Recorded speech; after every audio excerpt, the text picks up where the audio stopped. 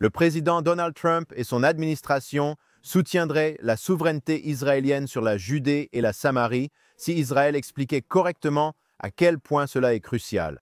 Tout comme le président américain n'avait pas compris au départ l'importance de ramener les otages chez eux, il en a ensuite fait la question la plus importante de la guerre. Si Israël explique pourquoi nous avons besoin de la souveraineté, le président américain soutiendrait cette démarche. Cette histoire, et bien plus encore, à venir cette semaine dans Judacation. Shalom à tous, bienvenue sur Judacation sur JNS Télévision. Je suis Josh Aston, correspondant JNS News. Je suis au JNS Media Hub à Jérusalem, capitale éternelle d'Israël et du peuple juif. Voici le sujet principal. Cette semaine, j'ai écrit à ce sujet sur JNS.org.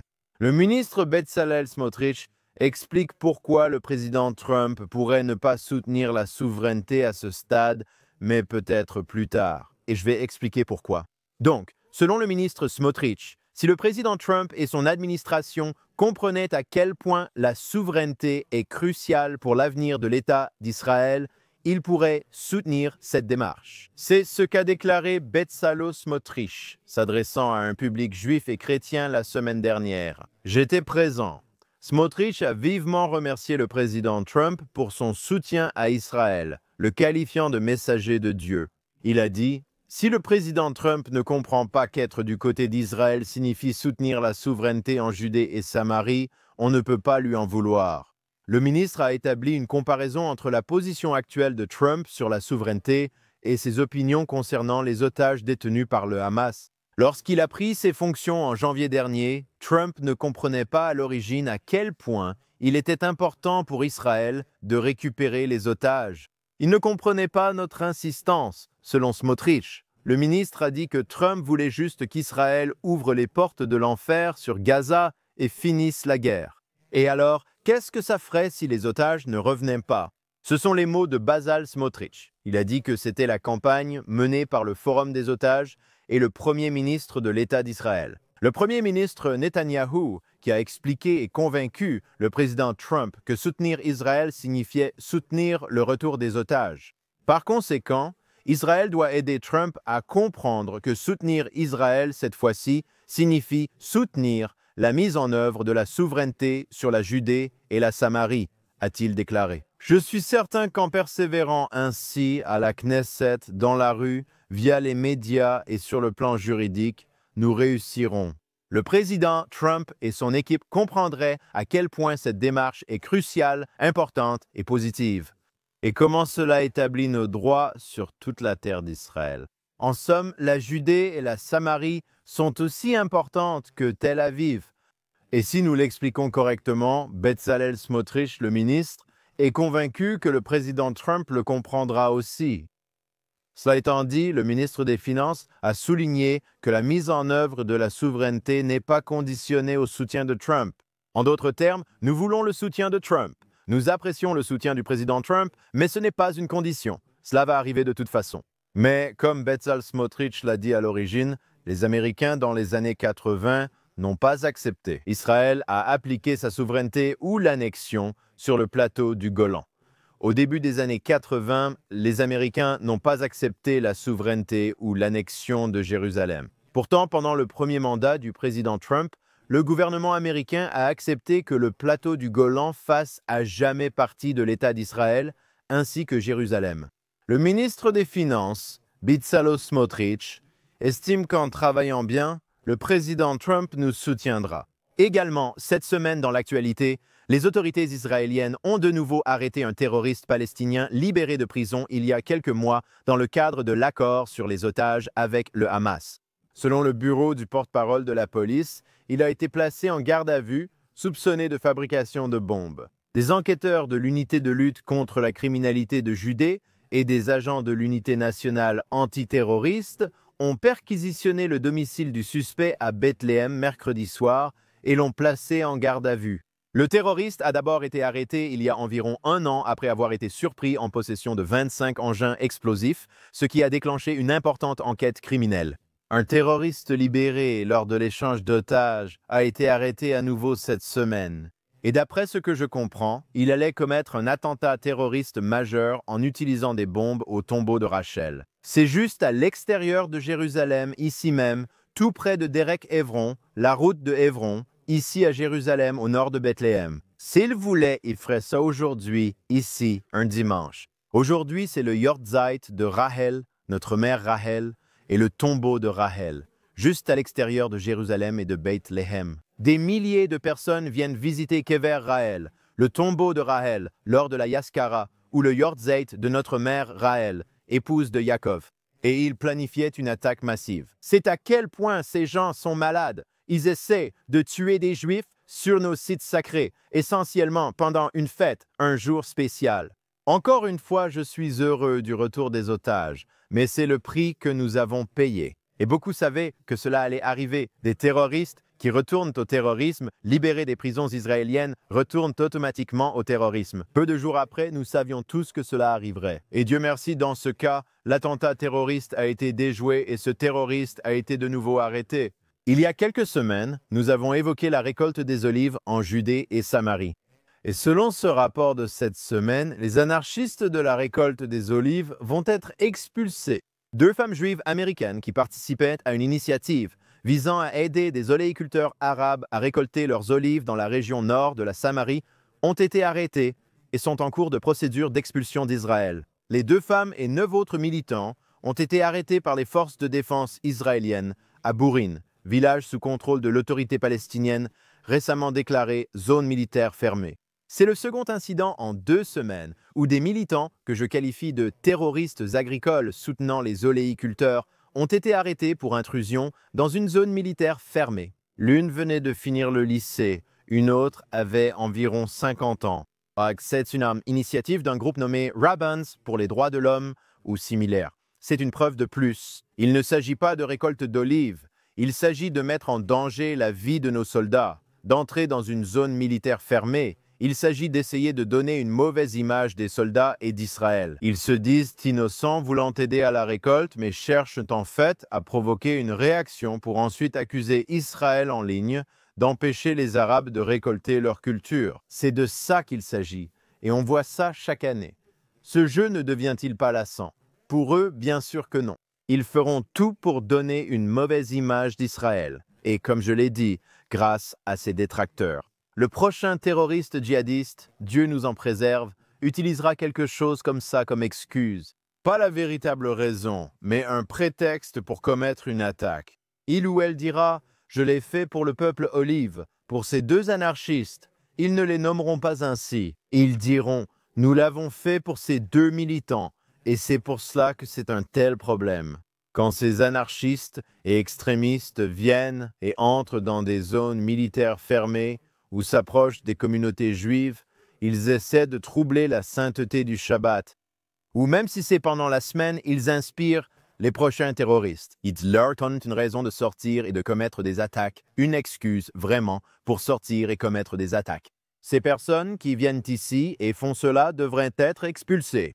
Et nos bien sûr les autres attendent, prêts avec leur caméra vidéo. Et ils n'enregistrent que la réponse israélienne, ils n'enregistrent que la réponse de Tsahal, puis ils prétendent avoir été frappés, avoir été agressés. Tsahal n'a pas été gentil avec eux et a fait toutes ces choses horribles. Ils partagent cela sur les réseaux sociaux en accusant Israël et Tsahal. Et c'est pourquoi il est si important de s'occuper de ces absurdités, de s'occuper de cela, pas seulement de cette gêne et ces fauteurs de troubles qui enfreignent la loi, qui pénètrent dans des zones militaires interdites.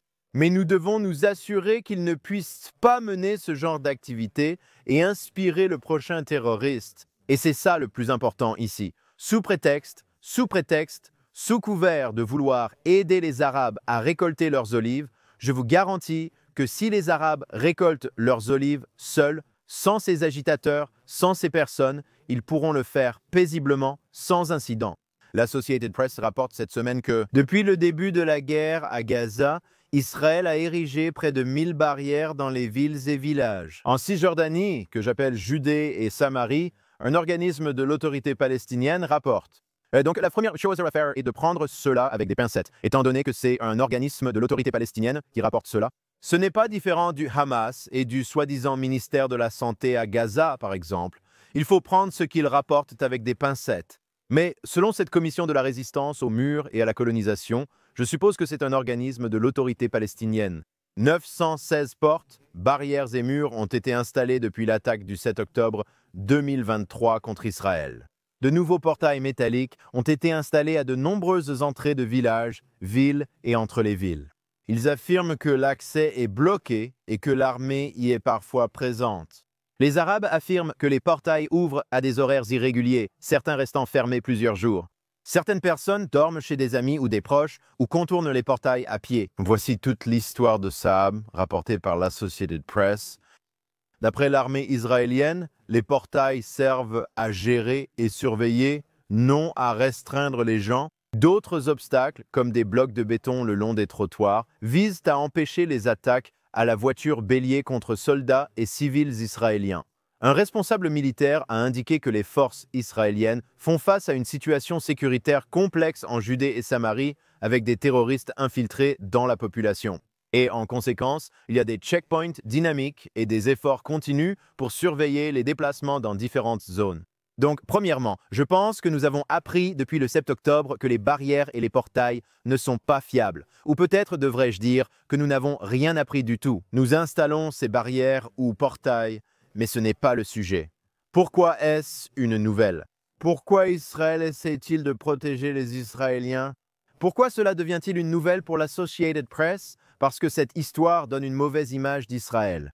Regardez comme Israël est terrible en érigeant ses clôtures, en installant ses barrières. L'article ne parle de l'objectif de ces barrières qu'au 4e paragraphe. Vous pouvez le vérifier en ligne. Il cite le point de vue arabe ou le point de vue anti-barrière dans les 3 premiers paragraphes, et ce n'est qu'au 4e paragraphe, après que tout le monde a arrêté de lire, qu'il mentionne les forces de défense israéliennes et la raison de ces barrières. Pour être clair, comme je viens de le dire il y a quelques minutes, je n'aime pas les clôtures. Certaines communautés en Judée et Samarie n'ont pas du tout de clôture, parce que, premièrement, les clôtures ne garantissent pas forcément la sécurité, comme cela a été le cas le 7 octobre. Et deuxièmement, pourquoi devrions-nous vivre derrière des clôtures? Que les terroristes vivent derrière les clôtures, pas nous. Plus qu'une clôture délimite une frontière. Si vous construisez une clôture, comment allez-vous agrandir votre communauté? Mais cela étant dit, la raison de cet article n'est pas de parler du fait que les clôtures sont mauvaises pour les Juifs, mais plutôt de faire en sorte qu'Israël et les Juifs aient l'air mauvais parce qu'ils se défendent et mettent en place des obstacles contre le terrorisme. Ce ne sont pas des obstacles à la paix, ce ne sont pas des obstacles pour que les gens puissent se déplacer, aller cultiver leurs terres ou passer d'une communauté à l'autre. Ce n'est pas quelque chose qu'Israël aime, ce n'est pas quelque chose qu'Israël veut. Et il ne le fait pas parce que ces personnes sont arabes. Cela a à voir avec le fait qu'Israël essaie de protéger nos citoyens, nos soldats. Il érige ses structures de protection à des points stratégiques, des arrêts de bus et autres, à travers la Judée et la Samarie, pour empêcher les attaques à la voiture bélier et l'accès des terroristes à l'artère principale, pour les empêcher de lancer des cocktails Molotov ou des pierres et d'approcher des routes principales en Judée et Samarie. Et encore une fois, je n'aime pas les clôtures. Ce n'est pas la réponse, ce n'est pas la solution, c'est un pansement. Et comme nous l'avons vu le 7 octobre, elle ne fonctionne pas. Cependant, l'Associated Press cherche délibérément à présenter Israël ainsi que la Judée et la Samarie sous un mauvais jour. Et c'est le but de cet article, à savoir qu'il y a près d'1 millier de nouvelles barrières érigées à travers la Judée et la Samarie. Alors souvenez-vous de quel est leur objectif et souvenez-vous de notre objectif, même si je ne crois pas en la méthodologie ici ou dans les moyens. Nous visons à protéger tous les citoyens d'Israël, qu'ils soient juifs, arabes ou chrétiens. Restons sur les médias et discutons de la façon dont le New York Times enseigne à justifier un meurtre. Parlons de cet article. Le titre. Cette semaine, Israël mène sa première frappe aérienne en Cisjordanie depuis des mois et tue 3 personnes. C'est le titre et le sous-titre du New York Times. Un groupe militant allié au Hamas a confirmé les décès qui faisaient partie d'une intensification des combats dans le territoire palestinien lors d'une recrudescence de la violence des colons. Voilà cette terminologie, voilà l'expression « violence des colons ». Prenons ce même incident. Et voici comment Israël, ou dans ce cas WWINET, a rapporté ce qui s'est passé. Attentat terroriste déjoué près de Jénine. Vous voyez à quel point c'est différent. Attentat terroriste déjoué près de Jénine. Des commandos de police tuent 2 terroristes. Il n'est même pas mentionné terroriste ci-dessus. L'armée de l'air frappe une cachette. Comparez ces deux tirs. Faut-il relire le premier? Israël mène sa première frappe aérienne en Cisjordanie depuis des mois et tue 3 personnes contre une attaque terroriste déjouée près de Jénine. Notez la différence. Selon Winnet, les forces israéliennes ont déjoué une attaque terroriste près de Jénine, tué 2 terroristes lors d'une opération Yamam et armée de l'air à Hébron et Dura. Elles ont trouvé des armes, des ateliers et arrêté des suspects pour incitation au terrorisme en ligne. Donc encore une fois, le New York Times ne vous dit pas que ces terroristes ont été tués alors qu'ils allaient assassiner des Israéliens. Le New York Times a dit que c'était des combats, si vous avez remarqué, comme si les deux camps étaient moralement équivalents. Crime et châtiment, ce n'est pas un combat. La légitime défense, c'est le fait de mener une frappe ciblée avant que des terroristes ne puissent aller assassiner des Juifs. Ce n'est pas un combat entre deux camps. Et troisièmement, il donne l'impression que ces militants, bien sûr, sont militants à cause de la violence des colons. La frappe de Tsahal qui a éliminé 3 terroristes en route pour assassiner des Juifs n'a rien à voir avec la soi-disant violence des colons. Les deux ne sont pas liés, ni au mythe de la violence des colons. C'est une frappe ciblée pour sauver des vies juives. Cela n'a rien à voir. Et plus encore, cette partie-là justifie carrément le meurtre. En gros, ça dit que les Juifs sont violents en Judée et Samarie, et donc ces gens-là ont le droit de sortir. Ces djihadistes peuvent sortir et tenter de tuer des Juifs, car cela serait dû à la violence des colons. Ça justifie leurs intentions, ça justifie le fait que ces terroristes à Jénine étaient sur le point d'aller, je ne sais pas où, Tel Aviv, Netanya, Jérusalem, tuer des Juifs. Et c'est pour ça que cet article est tellement exaspérant, surtout le titre, qui ne mentionne pas les terroristes, qui parle seulement de la violence des colons. Cela donne l'impression d'un simple affrontement entre deux camps. Et cela omet le fait qu'il s'agissait d'une opération militaire antiterroriste, une opération militaire ciblée menée par les forces de défense israéliennes. Je l'ai dit 1000 fois, la plume est plus puissante que l'épée. Et lorsque vous écrivez des titres comme celui-ci, que vous incluez de fausses informations et que vous ne rapportez pas les faits tels qu'ils sont, cela justifie essentiellement le terrorisme et présente Israël sous un jour négatif. Et ceux qui ne comprennent pas la réalité de la situation en viennent à penser qu'Israël, sans aucune raison, intervient et élimine au hasard des Arabes à Jénine. Vous devez donner des informations exactes, vous devez être précis, vous devez expliquer ce qu'il en est. Vérifiez la différence entre ce qu'ont écrit Winnet et le New York Times. Justifiez le meurtre, justifier le terrorisme et essayer d'assimiler les activités antiterroristes à l'acte ou à la tentative d'acte terroriste elle-même. Un reportage absolument méprisable là-bas, et cela nuit simplement aux habitants de Judée et de Samarie rien que par le nom. Et nous ne devrions pas avoir à nous contenter d'un mauvais journalisme d'information. Et c'est tout pour aujourd'hui dans Judas Chation. Ici, sur JNS Télévision, je suis Josh Haston, correspondant JNS News depuis le Media Hub à Jérusalem. Je remercie les personnes en coulisses, le responsable de la station, Yuri Svertsky, Ryan Lischitz, Zach Sickerman et Esther Eden. Allez sur JNS Télévision sur YouTube pour ce contenu incroyable. Rendez-vous sur JNS.org pour les dernières actualités d'Israël, du Moyen-Orient et du monde juif.